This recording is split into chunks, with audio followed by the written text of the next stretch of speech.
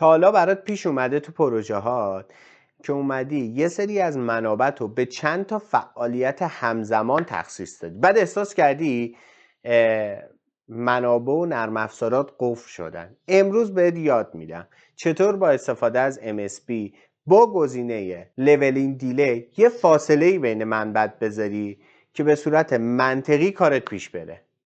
تو مبحث قبلی یاد گرفتیم با استفاده از مستر پروژه چطور پروژه هامون رو در یک فایل مدیریت بکنیم. الان میخوایم برسیم به بحث منابعی که آور الوکیتد شدن. میخوایم برسیم به این نتیجه که چطور منابعمون رو تصحیح منبع بکنیم با استفاده از ریسورس لولینگ. با من همراه بشید، با هم دیگه بریم تو نمای گان چارت. من اومدم 3 تا فعالیت به نام بتونریزی فونداسیون، نصب ستون‌ها و اجرای سقف رو با دیوریشن های 5 روز، 4 روز و 3 روز که همشون هیچ لینکی ندارن فعلا. در حقیقت ذهنیت اینه که قراره در یک روز خاص شروع بشن. پس میبینید الان تو نوار گان چارتمون همه فعالیت ها از یه روز خاص شروع میشه، یعنی انهم استارتشونه، فینیششون با توجه به دیوریشنشون متفاوته قاعدتا. حالا ما توی ریسورس شیتمون یه سری منابع داریم به نام جره صغیر، کارگر، قالب بند که همشون منابع کاری هن، ورک ریسورس هن. مکس یونیتاشون هم همه یه دونه 100%. حالا به استاتی ریتشون و آورتایم ریتشون اصلا موضوع بحثمون نیست. من الان میخوام بیام این منابع رو به فعالیتامون تو پروژه تخصیص بدم. خب اوکی، میام چیکار میکنم؟ به عنوان مثال بتونریزی فونداسیونمون رو میگم من برای بتونریزی فونداسیونمون به قالب بندمون هم احتیاج دارم. به عنوان مثال میام به نصب ستون هامون یه جره صغیر تخصیص میدم. میبینید تو نمای گان چارت اومد تخصیص داده شد. به اجرای سقفمون میام یه دونه کارگر تخصیص میدم. خب حالا من میخوام بیام اجرای سقفمون احتیاج به جره صغیرم دارم، من میخوام بیام جره صغیرم تخصیص بدم. جره صغیرم تخصیص میدم. عملا کار بتونریزی فونداسیونم برای یه سری از کارهای احتیاج دارم به منبع جره صغیر. دوباره میام انتخاب میکنم، جره صغیرم به این فعالیتمون تخصیص میدم. در حقیقت الان فعالیت اولمون جره صغیر درش مشترکه، فعالیت دوم و فعالیت سوم. الان شما نگاه بکنی اینجا MSP داره به ما پیغام اضافه تخصیص یا آور الوکیتد میده. حالا اگر ما بیایم توی نمای تو قسمت ویو، توی قسمت ریسورس یوزج، اینجا مور ویو رو بزنید و گزینه ریسورس الوکیشن رو اینجا انتخابش بکنید.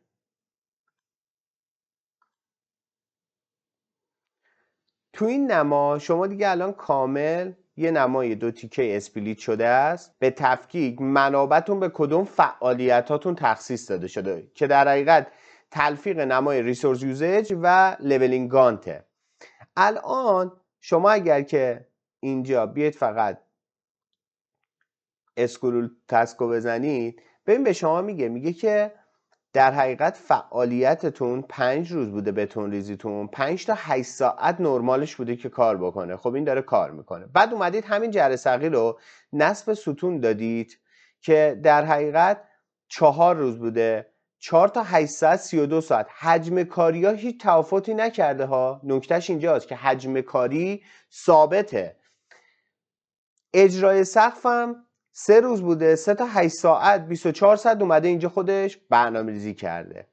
میایم تو نمای پایین، اومده خودش یک شرایطی ایجاد کرده که میگه اگر از ریسورس لولینگ استفاده بکنی من میتونم بیام بهینه تر بکنم وضعیت پروژه رو، منطقی تر بکنم. برای همین بهش میگن تسطیح منابع، به خاطر اینکه میاد سرشکن میکنه اون جاهایی که بایستی منبع میتونه کار بکنه، به شرط اینکه بیاد حداقل برسونه آور الوکیتد رو. یعنی ریسورس لولینگ کارش اینه، چون شما در حالت کلی چند تا روش دارید برای اینکه بخواید منابعتون رو به غیر از این که بخواید ریسورس لولینگ بکنید چند تا روش دارید برای اینکه بتونید منابعتون رو از اون آور الوکیتد خارج بکنید. یک اینی که اصلا میتونید ظرفیت منبعتون رو بگید من اینجا جر صغیرم رفته فعالیت یکمون که بتون ریزی فونداسیونمون رو داره کمک میکنه، خب من میام یه جر صغیر دیگه اضافه میکنم برای اینکه اضافه منبعمو بتونم سرشکن بکنم، یا میام کارگرم رو یه تغییری درش ایجاد میکنم، یا جر صغیرم رو حتی پاره وقتش میکنم.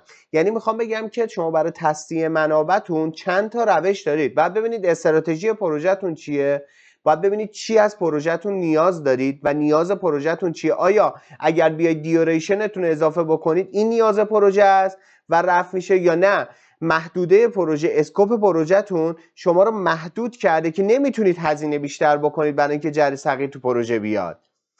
ترجیح میدید زمانبندیتون یه خورده بخواد به تعویق بیفته، دیوریشنتون از 5 روز بشه 7 روز. این استراتژیی که شما بهش میدید. پس روش های مختلفی ما برای تصحیح منبع داریم و ریسورس لولینگ یکی از اون روش هاست که میتونه نرم افزار خودش به صورت حالا یا منوال یا به صورت اتوماتیک بیاد برای شما این تصحیح منابع رو انجام بده. حالا میریم با هم دیگه تو ادامه. ببینید الان پس میگه که شما میتونید اینجا بیاد یه انعطافی داشته باشید توی اجرای سقفتون، اما تو هر کدوم که شما این فعالیت ها رو باز میکنید ببینید نوار گانت پایین رو نگاه بکنید، یه انعطاف پذیری داره به شما نشون میده که من چیکار بکنم میتونم این کار رو انجام بدم، بهتر بکنم، تصحیح منبع بهتری برای شما داشته باشم. تو حالت کلیش همینه. الان شما همون 5 روز بتونریزی فونداسیون، 4 روز نصب ستونها و 3 روز اجرای سقف شما داری اینجا میبینی ساعتاشونو. فعلا موضوع بحثمون این نیست، کارگر غالبا چون آور الوکیتد نداده، فقط جر ثقیلمونه که الان دیس ریسورسز آور الوکیتد داده به ما باید الان اینو رفعش بکنیم. حالا میخوایم با استفاده از ریسورس لولینگ این تصحیح منبع رو انجام بدیم. برای اینکه بخوایم ریسورس لولینگ بکنیم میایم تو قسمت تب ریسورس. اینجا 3 تا گزینه وجود داره، لول ریسورس، لول آل و لولینگ آپشن. ما این پنجره رو باز میکنیم. 2 تا گزینه اینجا هست، منوال، اتوماتیک. قسمت منوال به شما آزادی عملی میده برای اینکه بتونید با توجه به اون اهداف پروژهتون، با توجه به محدوده و اسکوپ پروژهتون، استراتژی پروژهتون، چطور منابعتون رو بتونید مدیریت بهتری داشته باشید. اما اتوماتیک در حقیقت دیگه کنترل دست شما نیست. شما با فعال کردنش توی پروژهتون اگر بیاید هر کدوم از فعالیتاتون رو زمانش رو کم و زیاد بکنید یا تغییری تو فعالیتاتون بخواید ایجاد بکنید، قیدی ایجاد بکنید، میاد خودش به صورت اتوماتیک تمام اون مؤلفه ها رو خودش بر اساس دیفالت نرم افزار جابجایی‌هایی انجام میده که از قضا خواسته شما هم نیست. یعنی یه موقع دارید تغییرات رو انجام میدید، بعد میاد میبینید که خودش اومده اتوماتیک فعالیت نصب اسکلتتون رو تو زون شماره مثلا 2 تون اومده جابجا کرده 10 روز انداخته جلوتر. پس پیشنهادم اینه تو پروژه‌های بزرگتون اصلا از اتوماتیک استفاده نکنید، بذارید رو حالت منوال باشه. گزینه دوم میاد به شما میگه که من بیام آور الوکیتد رو بر اساس روز به روز بگیرم یا هفته به هفته یا ماه به ماه. ببینید اینجا میاد به شما میگه در حقیقت شما میخواید تا چقدر من حساس باشم نسبت به اون موضوع. در قسمت بعدی اینجا به شما میگه که من برای کل پروژه انجام بدم یا نه توی یه تاریخ بازه خاص انجام بدم، که اینا رو قاعدتا مرسوم هر نرم افزاریه. منتها نکات از اینجاست. ما قسمتی داریم به نام لولینگ اوردر. اینجا 3 تا حالت داره. در حقیقت میگه آیدی آنلی، بر اساس شماره آیدی که اینجاها هست بیام در نظر بگیرم. یعنی اگر من آیدی شماره 2 ارجحیت بیشتری داره برای اینکه بخوام تصحیح منابع رو روش انجام بدم، اما چون اینجا ما ملزمش کردیم مقدم بشماره سلسله مراتبشو، پس میاد اول آیدی شماره 1 رو تصحیح منبع میکنه، بعد شماره 2 رو میاد معیار میذاره. یعنی در حقیقت ما اینجا یه قیدی گذاشتیم که حتی اگر بهترین حالت این بود که بخواد شماره 2 آیدی شماره 2 بخواد فعالیتش تغییر بکنه، منتها تو این کار انجام نده، اول سلسله مراتب شماره 1 رو انجام بده. گزینه دوم استاندارده که مورد بحث و مورد نظر ماست. سومی هم پروریتی استاندارده، میگه بر اساس هم استاندارد بگیرم و هم ما یه ستون اینجا میتونیم باز کنیم به نام اون ارزشی که اون فعالیت برا ما داره. یعنی ما میگیم که اولویت زیاد، اولویت متوسط، اولویت کم. حالا اینو یه عددی براش وارد میکنیم، تو این ستون میتونیم اینسرت بکنیم، یه ستونی داریم به نام پروریتی که اونجا میتونیم درصد اهمیت این فعالیت رو بهش عدد بدیم. این میگه من هم بیام بر اساس پروریتی بگیرم و بعد استاندارد. گزینه بعدی 4 یا 5 تا اینجا ما گزینه داریم که اینا خیلی مهمن. فعلا توضیحات اینو نمیدم، با هم دیگه همین شرایط رو، یعنی این 5 تا گزینه 4 تاش تیک داره و این یکی مونده واقعا تیک نداره. بریم ببینیم چه اتفاقی برای پروژه ما میفته. اینجا لول میکنیم. اوکی، به ما پیغام هنوز آور الوکیتد میده، میگه که هنوزم این جره صغیرتون اضافه تخصیص داره و من میگم اب نداره، من میپذیرم تو تا جایی که میتونی این تغییرات و این اصلاح رو برای من انجام بده. به اینجا دقت بکنید، ببینید روند اضافه تخصیص ها چجوریه و بعدش چجوریه. من اینجا اسکیپ آل میکنم. ببینید روند تخصیص ها رو اومد متفاوتشون کرد.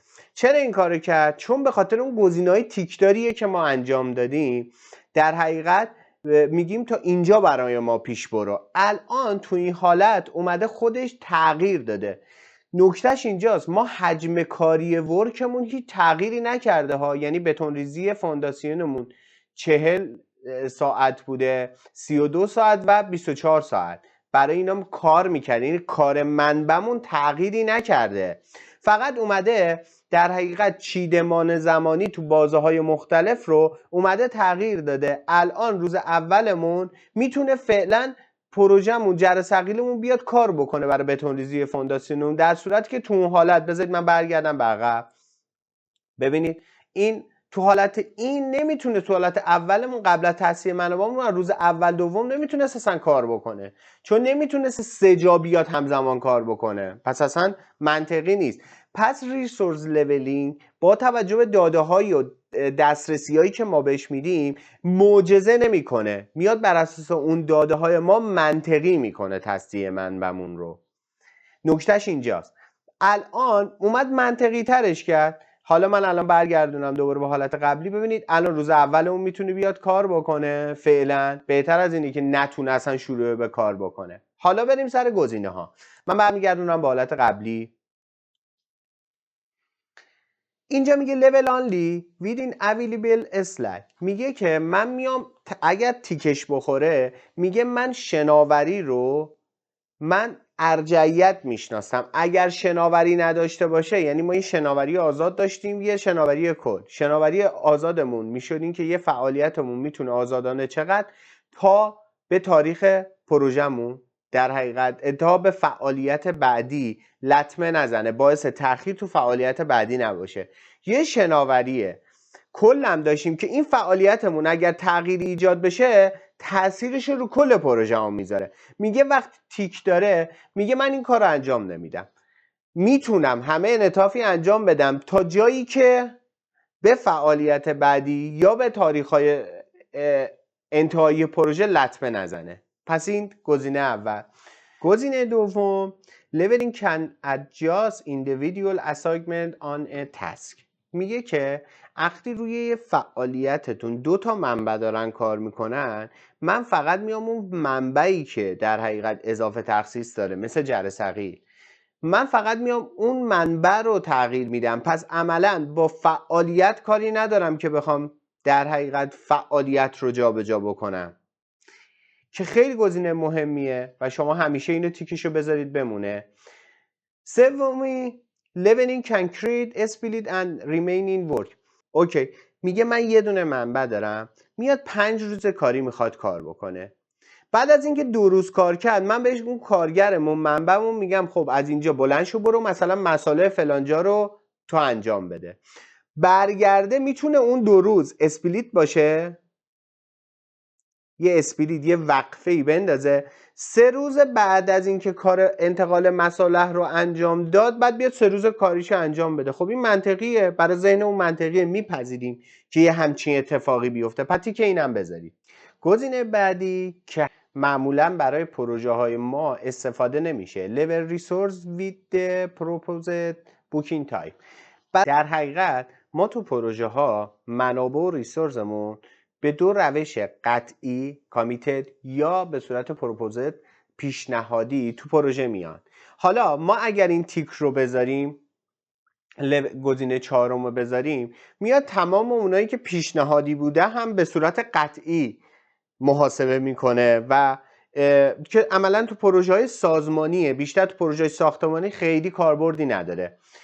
گزینه آخرم میگه لول منوالی اسکیجول تاسک، میگه که بیایم من لول بکنم حتی اون تسکایی رو که به صورت دستی بودن. خب ما قاعدتا اینم تیکشو برداریم بهتره، چون من وقت چه موقع فعالیتمون رو به صورت منوال اسکیجول یعنی زمان بندیشو دستی در نظر میگرفتیم، وقتی که میخواستیم اونو به صورت رزرو شده یعنی برای مهم بوده که حتما تو این تاریخ بذاریمش، برای همین از چرخه اون موتور جستجوگر MSP جداش میکردیم، میگفتیم اون موتور زمان بندی بیا بیرون، ما فقط میخوایم اینجا باشی به عنوان یه رزرو کننده تا بعدا ازش یه استفاده بکنیم. حالا اگر این تیکو بذاریم میاد اون رو هم لول میکنه، ما میگیم نه دیگه، چون ما میخواستیم اینو به صورت دستی داشته باشیمش. حالا به این نتیجه میرسه اگر ما اینجا لول بکنیم، خب حالا سوال پیش میاد که با توجه به این تیکایی که الان ما گذاشتیم و یه سریا رو برداشتیم، الان حسن این ریسورس لولینگ برای ما چیه؟ اولیش اینه که شما زمانبندی منابعتون رو واقع بینانه تر میکنه برای شما. شما الان تو حالت قبلی میخواست تو روز اول 24 ساعت اضافه تخصیص داشت، در صورتی که اومد لول کرد و روز اولتون بدون آبر الوکیتد داره انجام میشه و روز دومتون به مراتب روز اول قبلی خیلی انعطاف پذیری بیشتری داشته.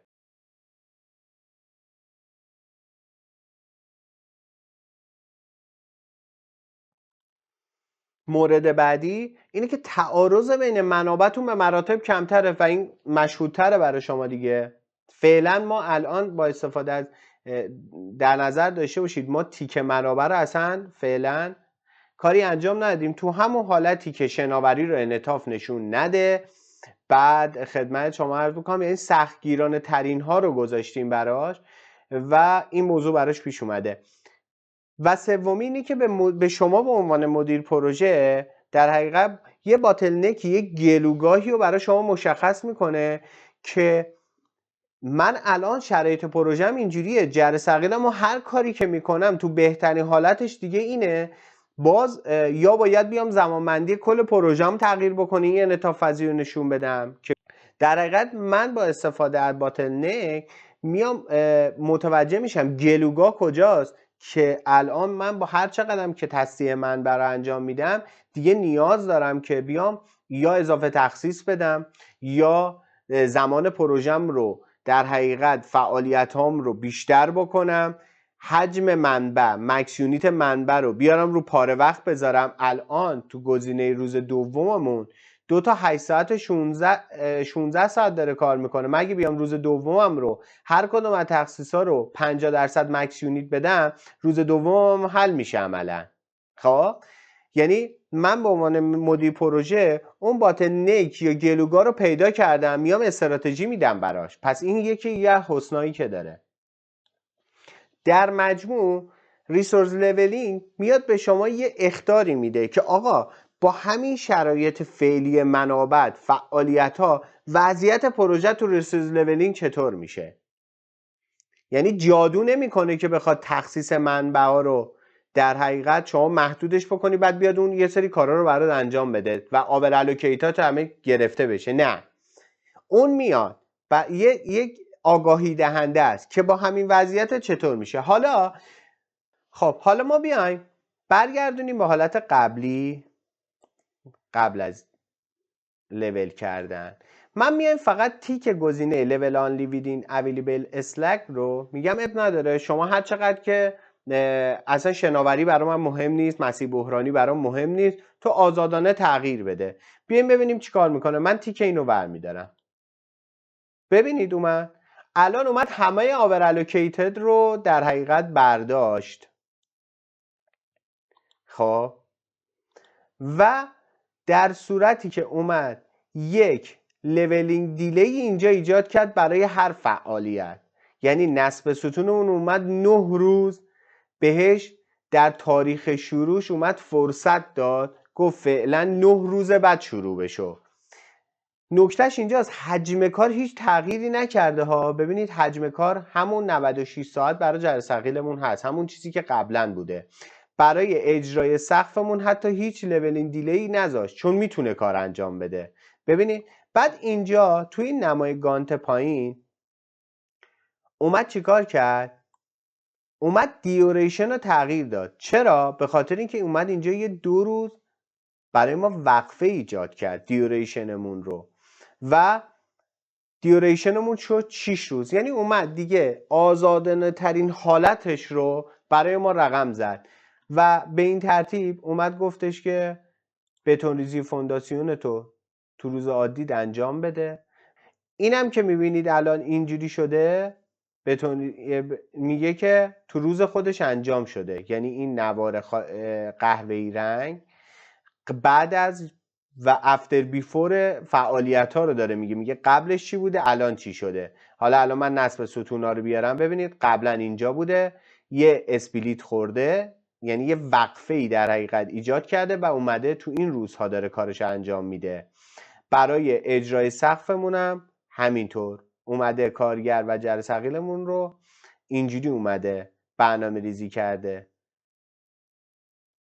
حجم کاری همونه، 3 تا 8 ساعت اومده براش در نظر گرفته، اما خب اومده اینجاها رو گفته هیچ کاری انجام نده، تو این روزا هیچ کاری انجام نده. بعد از این که شما قبلش بیا ببین، چون اینجا در حقیقت ما لینکی ایجاد نکردیم دیگه، خودش خودکار میاد چیکار میکنه، میاد فعالیت از یه طرف هم شماره آیدی رو نگفتیم اولویت بذار، خودش اومده اجرای سقف رو در نظر گرفته. خب اجرای سقف رو اومده سلسله مراتبی دیگه نداشته که، اومده بعدش اومده اجرای سقف رو در نظر گرفته. بعد از اینکه اجرای سقفمون انجام شد بیا نصب ستون‌ها رو انجام بده. این اومده نصب ستون‌ها رو اینجا انجام داده.